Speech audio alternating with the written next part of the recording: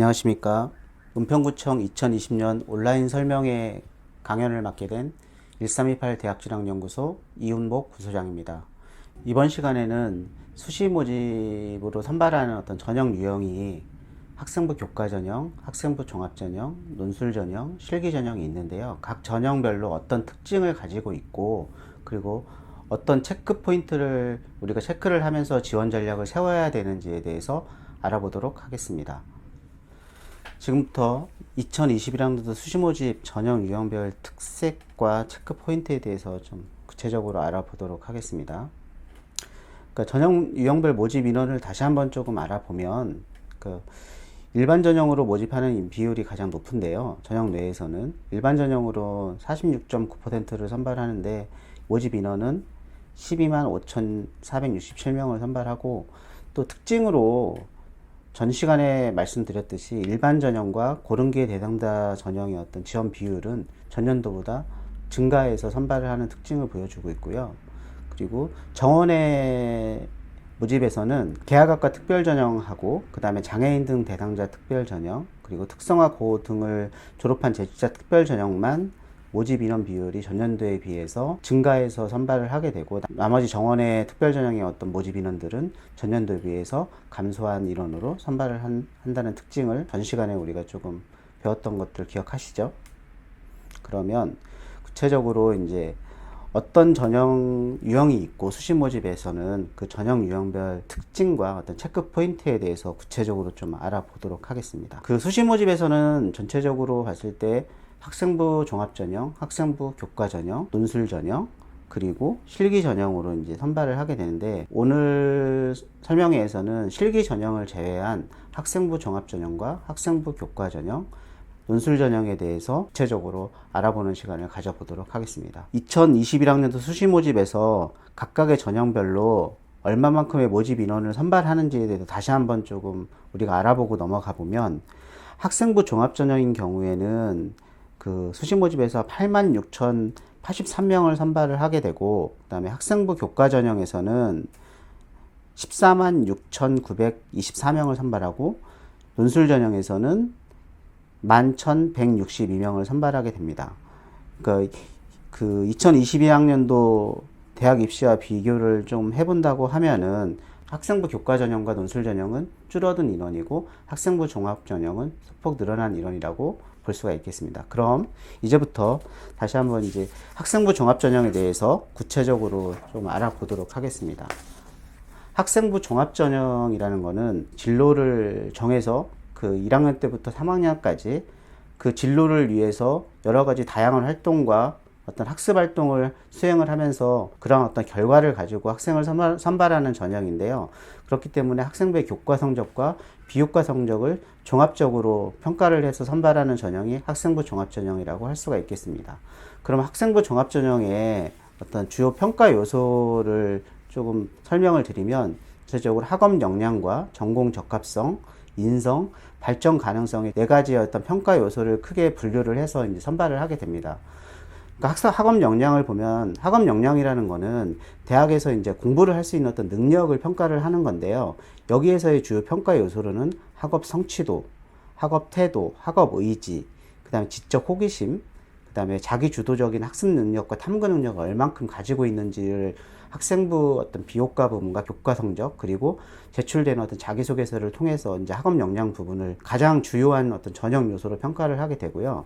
그리고 전공 적합성이라는 어떤 평가 요소는 지원하고자 하는 어떤 학과나 전공 관련해서 얼마만큼의 어떤 학업 능력이나 지적 수준을 갖고 있고, 그리고 관심도가 얼마큼 관심도를 가지고 있고, 그리고 이런 관심도나 어떤 지적 수준을 통해서 얼마만큼의 발전 가능성이 있는지를 좀 평가를 하고자 하는 건데요. 이거에 대한 어떤 구체적인 어떤 평가 요소를 보면은 전공과 관련된 역량과 전공에 대한 어떤 대하는 태도, 그리고 전공에 대한 어떤 관심 부분을 통해서 전공 적합성을 평가를 하게 됩니다. 그리고 학생부 종합전형에서 중요하게 평가되는 항목 중에 하나가 이제 인성 부분인데요. 인성 부분은 어떤 활동이나 어떤 본인의 어떤 생활을 어떤 실천하는 데 필요한 어떤 지식이라든가 아니면 소통, 그 다음에 배려, 나눔, 그리고 갈등 해결 능력 등을 평가를 하고자 하는데, 세부적인 평가 요소로는 나눔, 협력, 도덕성, 소통 능력, 갈등 관리, 리더십 부분을 평가 요소로 해서 인성 부분을 평가를 하고 있습니다.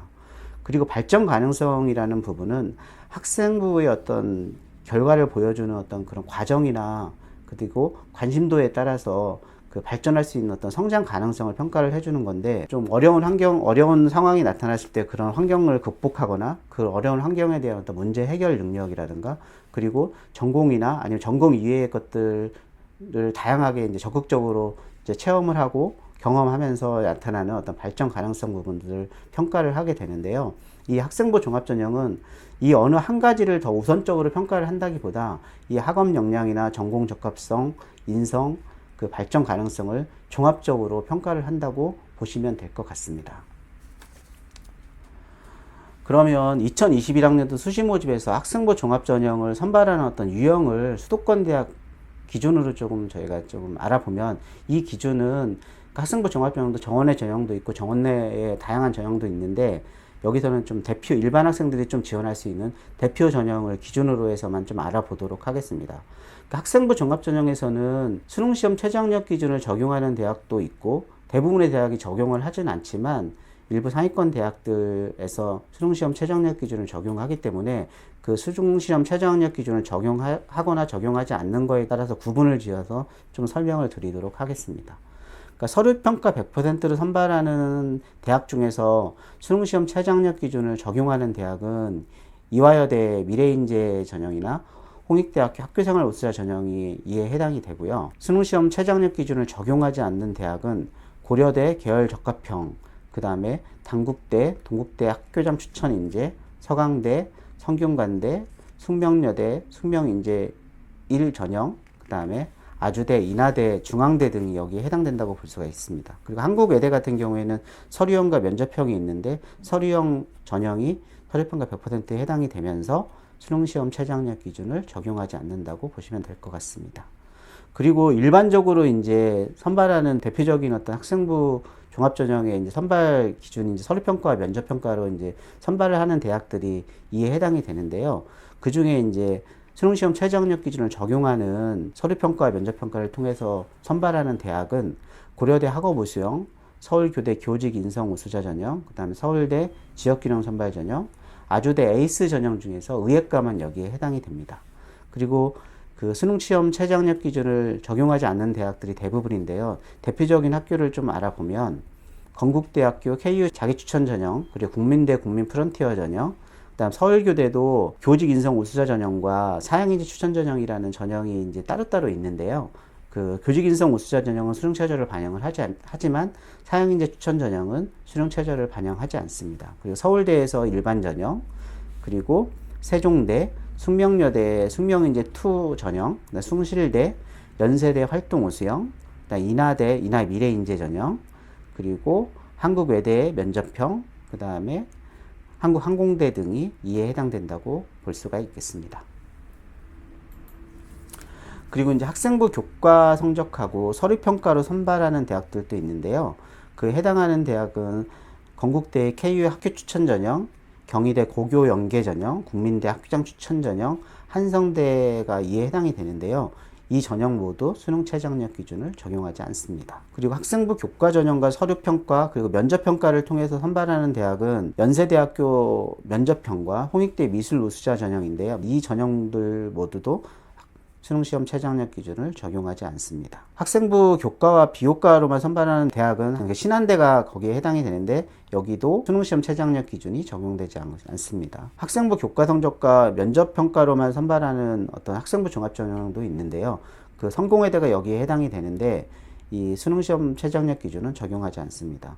그리고 한양대 같은 경우도 학부모님들이나 학생들이 대부분 많이 잘 알고 있겠지만, 한양대학교 학생부 종합전형은 다른 어떤 자기소개서라든가 교사추천서 등을 제출하지 않고 그냥 학생부만 가지고 종합평가를 해서 선발하는 어떤 그런 특징을 가지고 있습니다. 그러니까 이런 학생 선발 유형 자체도 학생부 종합전형에서 다양한 선발 유형을 갖고 있기 때문에 이 선발 유형 중에서 본인한테 가장 유리한 전형을 선택해서 지원하는 어떤 그런 지원 전략을 세우는 것이 이번 수시 모집에서 좀 좋은 대학을, 본인이 원하는 대학을 합격할 수 있는 성공의 어떤 첫걸음이라고 볼 수가 있겠습니다.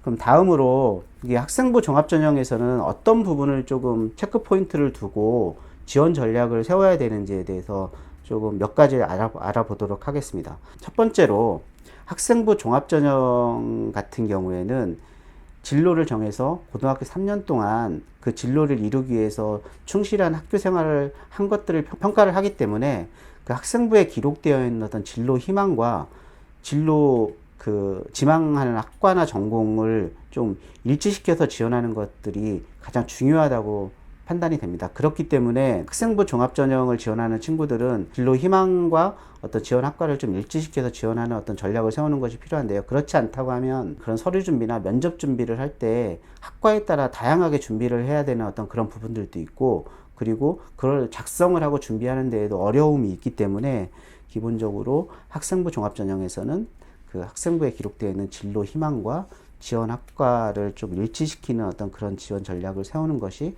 필요하다고 볼 수가 있겠습니다. 그리고 이제 두 번째로 그 자기소개서로 부족한 학생부 교과 성적을 그 평균 2등급 이상 만회하겠다는 어떤 생각을 가지지 않았으면 좋을 것 같습니다. 왜냐하면 아무리 학생부 비교과 부분이 우수하다고 해도 중상위권 대학 같은 경우 1등급 내외에서 만회는 가능하지만, 그러니까 자기소개서나 어떤 제출 서류에 이제 지나치게 이제 기대를 걸고 그 적정 수준의 대학이 아닌 그 2등급 이상의 어떤 상위권 대학을 지원했을 때는 불합격할 수 있는 어떤 가능성이 더 높기 때문에 너무 자기소개서나 어떤 제출 서류, 그리고 비교과의 어떤 우수성보다는 학생부의 어떤 교과 성적이나 학업 역량 부분도 같이 염두에 두고 지원 전략을 세우는 것이 필요하다고 볼 수가 있겠습니다. 그리고 세 번째로 학생부 종합전형은 많은 대학에서 자기소개서를 요구를 하는데요. 그 자기소개서를 작성하는데 좀 학생들이 다 어려움을 좀 많이 갖고 있습니다. 그래서 다른 어떤 합격 자소서라든가 이런 것들을 많이 참고를 하게 되는데요. 제가 생각할 때는 자기소개서를 초안을 작성하기 이전에는 다른 어떤 우수한 합격 자소서라든가 다른 사람의 자소서를 조금 보지 않는 것이 조금 필요하다고 생각이 들거든요. 왜냐하면 합격 자소서를 참고를 한다고 하면 자기 얘기가 아니고 남의 얘기를 쓰는 경우가 조금 있습니다. 그거는 뭐냐면 그거에 따라가기 때문에 유사도 검사에도 걸릴 수도 있고, 그리고 자기 얘기가 아닌 남의 얘기를 쓴다고 하면 더 신뢰성을 가질 수 없기 때문에 그 자기소개서 초안을 작성하기 전에는 다른 사람의 어떤 자기소개서는 보지 않았으면 좋을 것 같습니다. 참고를 한다고 하면 어느 정도 이제 초안을 작성하고 뭐 퇴고를 한두 번 정도 한 다음에 그 합격 자소서와 비교를 해보면서 어떤 부분이 미흡한지를 조금 체크를 해보는 도구로서 좀 활용을 하면 훨씬 더 완성된 어떤 자기소개서를 만들 수 있을 것이라고 판단이 됩니다. 학생부 종합전형은 네 번째로 그 대부분의 대학들이 면접고사를 좀 시행을 하는데요. 그 대학별 면접고사 일정을 잘 살펴보고 중복되지 않게 지원하는 것이 필요합니다. 그래서 수능시험 이후에 어떤 면접고사를 보는 대학 같은 경우에는 면접 일정들이 겹치는 경우가 많기 때문에 그 면접 일정이 겹치지 않게 그 모집 요강을 통해서 일정을 잘 살펴보고 중복되지 않게 지원 전략을 수립하는 게 필요할 것으로 보여집니다. 마지막으로 서울대 지역균형 선발 전형이나 아니면 고려대 학업우수형, 그리고 홍익대 학교생활 우수자 전형 등 학생부 종합 전형에서 수능시험 최저학력 기준을 적용하는 대학들도 있기 때문에 그 대학들을 지원하고자 하는 학생들은 수능시험 대비에도 결코 소홀함이 없어야 될 것입니다. 다음으로 학생부 교과 전형에 대해서 알아보도록 하겠는데요. 그러니까 학생부 교과 전형은 말 그대로 학생부 교과 성적을 평가 요소로 해서 선발하는 전형을 말하는데요. 상위권 대학들이나 일반적인 어떤 대학들을 봤을 때 교과 성적을 인문계는 국어, 영어, 수학, 사회교과 성적, 아니면 자연계는 국어, 영어, 수학, 과학교과 성적을 반영을 해서 선발을 하는 전형이라고 볼 수가 있고, 전형 방법에 대한 어떤 유형에 대해서 좀 알아보면 학생부 교과 전형에서도 좀 다양한 유형을 좀 찾아볼 수 있는데요. 가장 대표적인 전형이 학생부 교과 성적 100%로 선발하는 전형이고, 그 다음으로 학생부 비교과 부분은 출결이나 봉사 부분이 좀 해당이 되는 경우가 많고요. 그 학생부 교과 비교과로 선발하는 전형, 그 다음에 학생부 교과와 면접고사나 서류평가를 통해서 선발하는 전형, 학생부 교과와 적성고사 전형으로 선발하는 전형도 학생부 교과의 한 유형이라고 볼 수가 있겠습니다. 그러면 구체적으로 어떤 대학들이 어떤 유형을 가지고 선발을 하고 수능시험 최저학력 기준을 적용하는지 여부도 같이 알아보도록 하겠습니다. 그리고 다시 한번 말씀드리지만 학생부 교과 전형 같은 경우에는 그 교과 성적만으로 선발을 해서 학생부 종합 전형과는 좀 다르게 수능시험 최저학력 기준을 적용하는 대학들도 많기 때문에 수능시험 최저학력 기준을 적용하는지와 안 하는지에 대한 여부를 반드시 확인을 하는 것이 필요하다고 볼 수가 있겠습니다.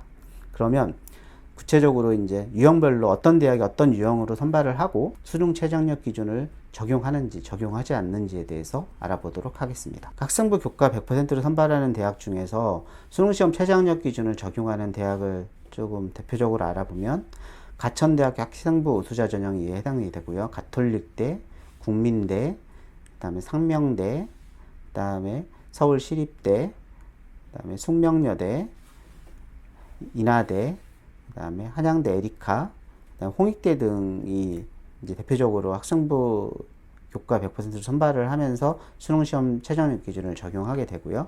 그다음 적용하지 않는 대학은 강남대, 명지대 교과 성적 우수자 전형, 세종대, 한국외대 글로벌 캠퍼스, 한양대 서울 캠퍼스가 해당이 된다고 볼 수가 있겠습니다. 그리고 학생부 교과와 비교과를 통해서 선발하는 대학 중에서 경기대와 성신여대, 중앙대 학생부 교과 전형, 한국외대 서울 캠퍼스 같은 경우에는 수능시험 최저학력 기준을 적용을 하고요. 광운대와 차의과학대 대학은 수능시험 최저학력 기준을 적용하지 않습니다.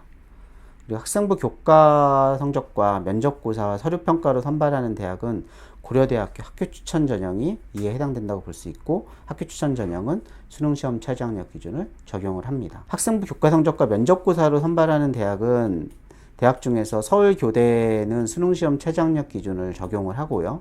그리고 대진대와 명지대 교과 면접 전형, 그리고 수원대 미래인재 면접 전형, 그리고 이화여대, 협성대 미래역량 우수자 전형 등은 수능시험 최저학력 기준을 적용하지 않습니다.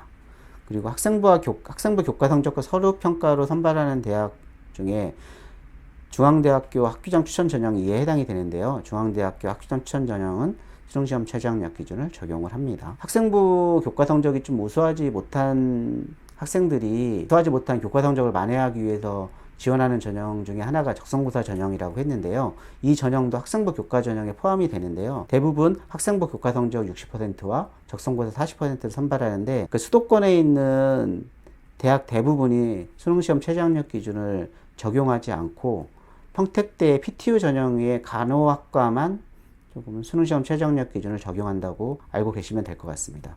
여기에 해당하는 대학들은 가천대 적성우수자, 삼육대 교과성적 우수자, 서경대 일반학생원, 성결대 적성우수자, 수원대 일반전형, 을지대 교과적성우수자, 평택대 PTU 적성, 한국산업기술대 적성우수자, 한성대 적성우수자, 한신대 적성우수자가 이에 해당된다고 볼 수가 있겠습니다. 그럼 이제 학생부 교과 전형으로 지원을 할 때 어떤 부분을 체크 포인트를 두고 지원하는 것이 합격하는 데 더 유리한지에 대해서 좀 알아보도록 하겠습니다.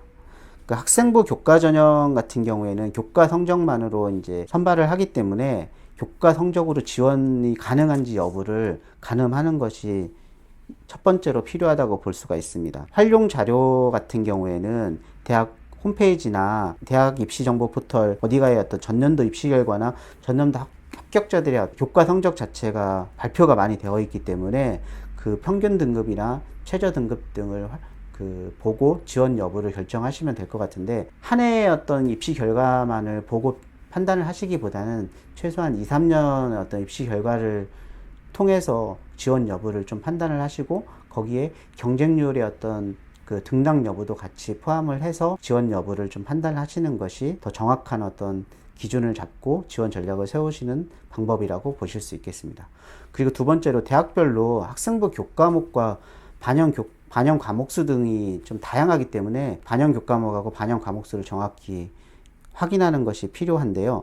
상위권 대학 대부분은 인문계 모집 단위에서는 국어, 영어, 수학, 사회교과 전과목을 좀 반영을 하고 자연계 모집 단위에서는 국어, 영어, 수학, 과학교과 전과목을 좀 반영을 하지만 중하위권 대학 같은 경우는 반영 교과를 좀 줄이거나 아니면은 반영 교과 전과목을 반영하지 않고 일부 과목만 반영하는 경우가 있기 때문에 그 본인의 어떤 학생부의 어떤 그 성적 자체의 어떤 분석을 통한 다음에 어떤 전형으로 조금 지원하는 것이 유리한지 그 유불리를 반드시 따져보고 지원 전략을 수립하시면 좋을 것 같습니다. 세 번째, 학생부 교과 전형에도 아까 여러 유형이 있다고 제가 말씀을 드렸는데요.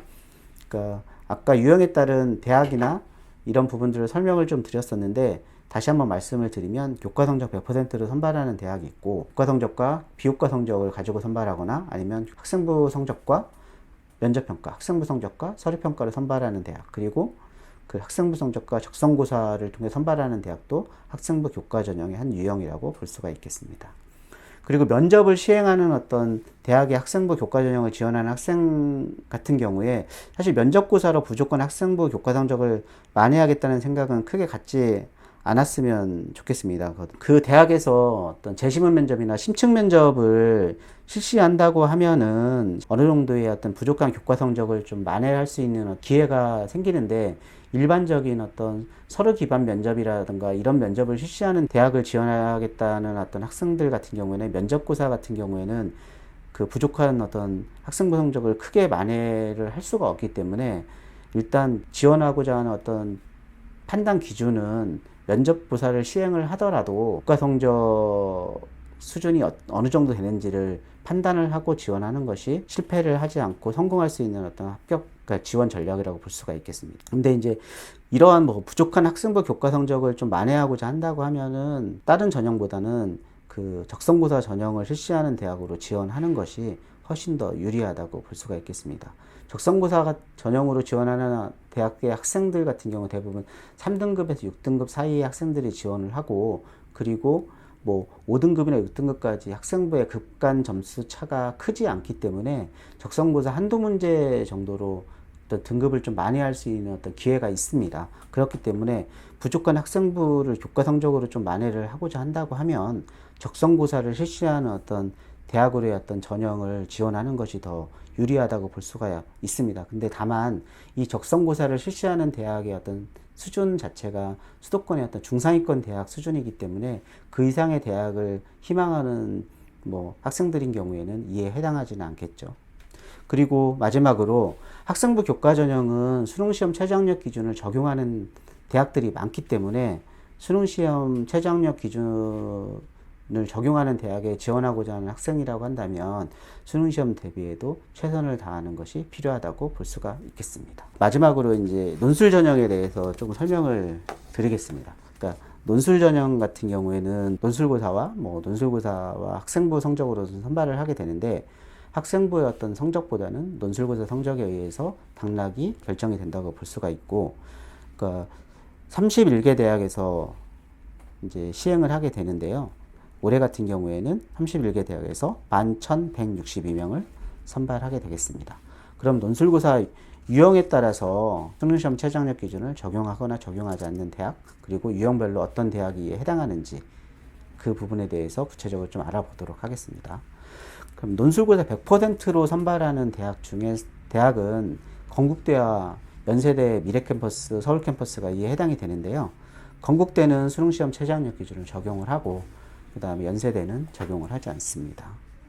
그리고 논술고사와 그 학생부 교과 성적으로 이제 선발하는 대학이 대부분을 차지를 하는데요. 그 중에 이제 그 수능시험 최저학력 기준을 적용하는 대학은 가톨릭대, 의예과, 간호학과만 이에 해당이 되고요. 그다음 덕성여대, 서울여대, 세종대, 숙명여대, 숭실대, 아주대 의학과, 이화여대, 인하대 의예과, 한국외대 서울캠퍼스, 한양대 에리크 캠퍼스, 홍익대가 수능시험 최저학력 기준을 적용을 하고, 그리고 가톨릭대의 의예과, 간호과에 제외한 전모집단이, 그리고 경기대, 당국대, 서울시립대, 아주대 의예과를 제외한 모든 학과, 그리고 인하대도 의예과를 제외한 모든 학과, 그다음 산업기술대, 한국산업기술대, 한국외대 글로벌 캠퍼스, 한국항공대는 수능시험 최저학력 기준을 적용하지 않습니다. 그리고 논술고사와 학생부 교과와 이제 비교과 출결이나 봉사 부분이 되겠죠. 비교과까지 이제 포함시켜서 이제 선발하는 대학은 경희대와 동국대, 서강대, 성균관대, 성신여대, 중앙대, 광운대, 서울과학기술대가 해당이 되는데, 경희대와 동국대, 서강대, 성균관대, 성신여대, 중앙대는 수능시험 최저학력 기준을 적용을 하고요. 그 다음에 광운대나 서울과학기술대는 수능시험 최저학력 기준을 적용하지 않습니다. 그리고 이제 논술고사와 학생부 종합평가로 선발하는 대학은 한양대 서울 캠퍼스가 이에 해당이 되는데요. 수능시험 최저학력 기준을 역시 적용하지 않습니다. 그러면 논술 전형을 지원하는 학생들은 어떠한 체크 포인트를 가지고 지원하는 것이 필요한지에 대해서 좀 알아보면, 첫 번째로 논술 전형은 학생부의 어떤 성적보다는 논술 실력이 합격을 당락을 결정하기 때문에 그 논술 실력을 최대한 키우는 데 집중을 하고, 논술 실력이나 논술의 어떤 유형에 따라서 어떤 유형이 더 유리한지에 대한 부분들을 좀 철저히 분석해서 그 논술 실력을 바탕으로 대학 수준을 정하는 것이 필요하다고 볼 수가 있겠습니다. 두 번째로 논술 전형에서 학생부 교과 성적이 평균 4등급 이내라고 하면 학생부 교과 성적 때문에 불이익을 받지는 않습니다. 그 이유는 실제 1등급부터 4등급까지 어떤 등급 간 격차가 크지 않기 때문에 논술 전형으로 지원할 때 뭐 4등급 이내에만 들어온다고 하면 학생부 교과 성적으로 큰 불이익을 받지 않으면서 논술 실력에 의해서 당락이 결정되기 때문에 논술 실력을 기준으로 지원 여부를 판단하시면 좋을 것 같습니다. 세 번째로 지원 대학의 논술 출제 경향을 좀 정확히 숙지하는 것이 필요한데요. 그 대학별로 인문계 같은 경우에는 분석 문제라든가 아니면 요약 문제라든가 이런 문제 대학별로 좀 다양하게 출제 유형을 가지고 있고, 자연계 같은 경우에는 수리 논술만 본다든가 아니면 수리 논술과 과학 논술을 같이 동시에 본다든가 이런 식으로 학기별로 다양한 논술 출제 유형을 보이고 있기 때문에 지원하고자 하는 대학에서 어떤 논술 출제 경향을 보이고 있는지 조금 정확히 파악하는 것이 필요합니다.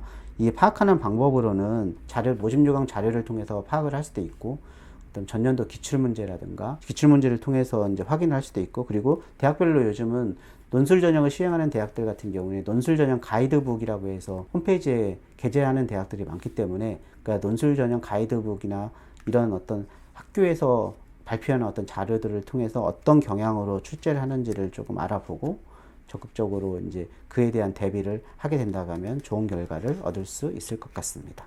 그리고 네 번째로 논술 전형을 실시하는 모든 대학이 인문자연계 모든 모집단에서 다 논술 전형으로 선발하지 않는다는 점도 알아두고, 내가 가고자 하는 학과가 논술 전형으로 모집을 하는지 안 하는지를 우선적으로 조금 판단하시는 것들이 필요합니다.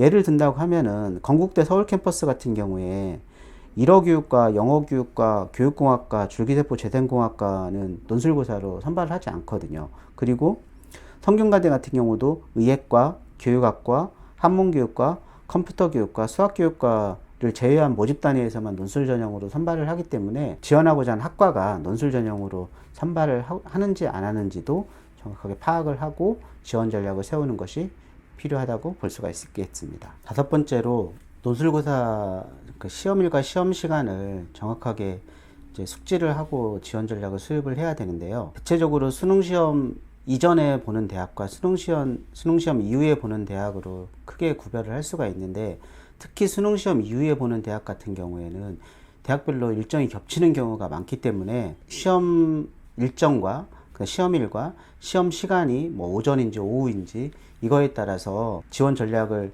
중복되지 않게 지원 전략을 세우는 것이 필요하기 때문에 대학별로 그 시험일과 시험 시간을 정확하게 숙지를 하고 지원 전략을 수립하는 것이 필요하다고 볼 수가 있겠습니다. 여섯 번째로 논술 전형 같은 경우에 지원 경쟁률이 매년 높은 지원 경쟁률을 보이고 있는데요. 그 지원 경쟁률이 매년 높았다고 해서 너무 두려워하지는 않았으면 좋겠습니다. 왜냐하면 논술 전형 같은 경우에 논술 실력에 의해서 이제 당락이 결정이 되기 때문에 논술고사 대비를 좀 착실히 했다고 하면 지원 경쟁률에 너무 막 주저하지 말고 소신 지원을 하는 것도 필요하다고 볼 수가 있겠습니다. 그리고 논술 전형 같은 경우에 많은 대학들이 수능시험 최저학력 기준을 적용하고 있기 때문에요. 수능시험 대비에도 철저히 소홀함이 없어야 함을 다시 한번 강조드리고 싶습니다. 이 부분은 이제 좀 추가적으로 제가 좀 설명을 드리려고 하는데요. 서울시립대 학생부 종합전형 입시 결과입니다. 이거는 학교 홈페이지에 게재가 되어 있고 홈페이지 동영상을 보면 좀 더 알 수가 있는데요. 학교 유형별로 그러니까 일반고냐 아니면 자사고냐 아니면 특목고냐에 따라서 합격자들의 어떤 분포 자체가 다르게 나타난다는 것들을 좀 설명을 드리고 싶어서 이제 이 그림을 제가 보여드리고 있는 건데요. 일반고 같은 경우, 등록자 같은 경우에는 이 빨간색 부분은 전체 인원 중에서 50%가 몰려있는 구간이에요. 그렇기 때문에 인문계열 같은 경우에 학생부 종합전형으로 지원하고자 하는 일반고 학생 같은 경우에는 최소한 1점대 중반이나 중후반부터 2점대 초반의 어떤 성적대는 유지를 해야 일반고에서 합격이 가능하다는 것들을 보여줄 수 있고, 그 다음에 특목고 같은 경우에는 4등급대 초반이나 4등급대 초반부터 4등급대 후반까지 조금 몰려있는 것으로 봤을 때 특목고 같은 경우에는 그만큼 어떤 학생부의 어떤 비효과라든가 이런 부분들이 일반고보다는 조금 전체적으로 봤을 때 우수한 부분들이 있기 때문에 이런 결과가 나타난다는 것을 우리가 알 수가 있겠습니다. 자연계열 같은 경우도 비슷한 어떤 분포를 보이고 있는데요.